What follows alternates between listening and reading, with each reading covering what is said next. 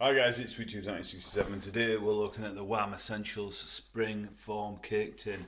That's by Whitford, whitfordwww.com. It's a British made pie tin. And we've just cooked a white chocolate cheesecake. So we're gonna show you how this works.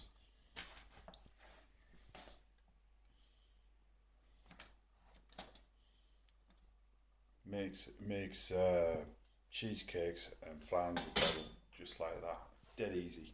And of course it stands on its own base there, and it's pretty secure. You can lift it up with barely use. I'm going to use one hand, right? There you go. There's underneath of it. So yeah, you could just pop that straight into the fridge, no problem. And that's what's left. I like that clip on it. It's really it's a good build as well. So that's it. Quick look at that, guys. Okay, thanks very much for watching, and we'll see you in the next one.